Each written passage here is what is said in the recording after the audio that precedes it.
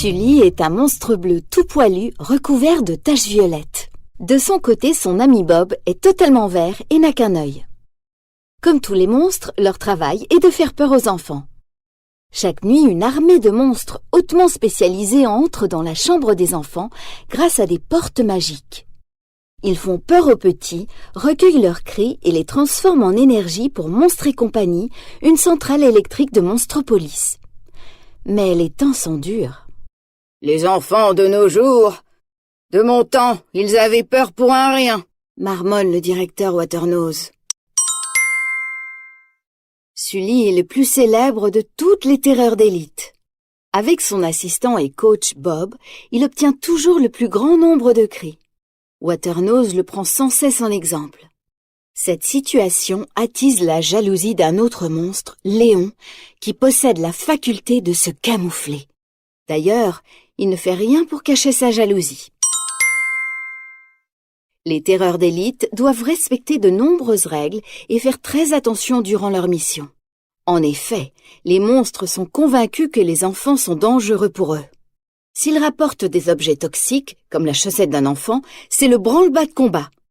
Dans ce cas, les équipes spéciales de la CDA sont appelées à la rescousse pour procéder à la décontamination. Il n'y a rien de plus toxique, de plus dangereux qu'un enfant humain, explique le directeur. Les monstres se soumettent à des heures d'entraînement afin de ne pas commettre d'erreurs. Mais ils ont peur des enfants et ça, aucun entraînement ne peut y remédier. Un soir, après le travail, Sully constate qu'une porte est toujours ouverte en voyant la lumière rouge allumée. C'est étrange.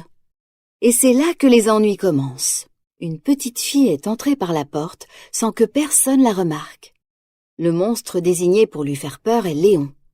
Mais elle n'a pas peur de Sully et lui tire même la queue. Elle va le contaminer! Sans y réfléchir à deux fois, Sully décide de ramener l'enfant dans sa chambre. Mais alors qu'il tente de le faire, Léon sort de la porte magique, l'air songeur. La situation est dangereuse pour Sully. Il décide d'emmener l'enfant et de demander conseil au seul monstre qui pourra l'aider, son ami Bob, qui est justement au restaurant avec sa petite amie Célia. Sully avertit Bob immédiatement et celui-ci se met en colère. « Léon, le chacal! Il essaye de traficoter son score !» Mais la petite fille finit par se montrer. Et Monstropolis n'est pas prêt pour ce genre d'invasion. La présence de l'enfant provoque un véritable chaos. L'alarme retentit chez les agents de la CDA qui doivent s'assurer qu'aucun enfant n'entre dans Monstropolis. Les monstres ont récupéré la petite fille et l'ont cachée dans une boîte en carton pour l'emmener chez eux.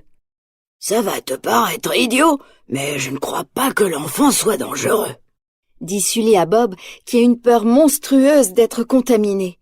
La petite fille est vraiment mignonne et Sully lui a même donné un surnom, Boo, comme quand on a peur.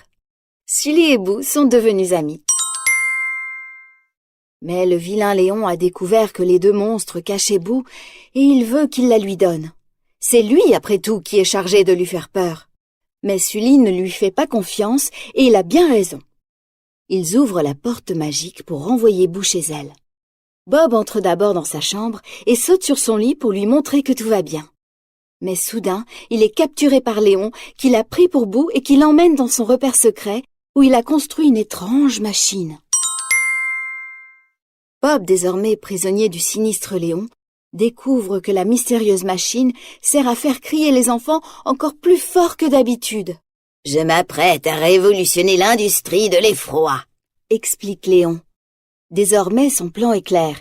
Il veut kidnapper Boo et l'utiliser comme cobaye. Mais Sully a tout entendu et il ne laissera personne lui faire du mal. Sully, qui a déguisé Boo en petit monstre, parvient à libérer Bob. Ensemble, ils se précipitent pour trouver Monsieur Waternose et lui expliquer ce qu'ils ont découvert. Mais une terrible surprise les attend.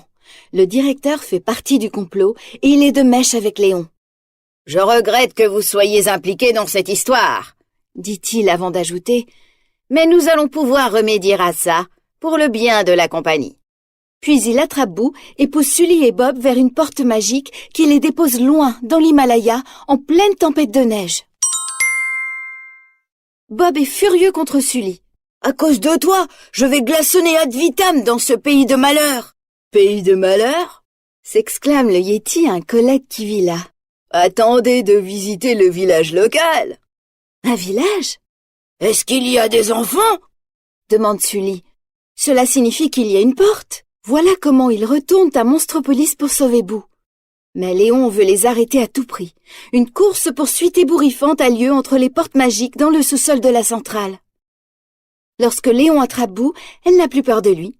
Elle se met en colère et le frappe pour aider Sully. « Elle t'en a fait voir de toutes les couleurs !» dit Sully triomphant. Léon, désormais vaincu, disparaît dans une porte magique dont il ne reviendra jamais. Pendant ce temps, Bob, qui était en train de faire rire Boo, a fait une incroyable découverte. Quant à Monsieur Waternose, c'en est fini des tromperies.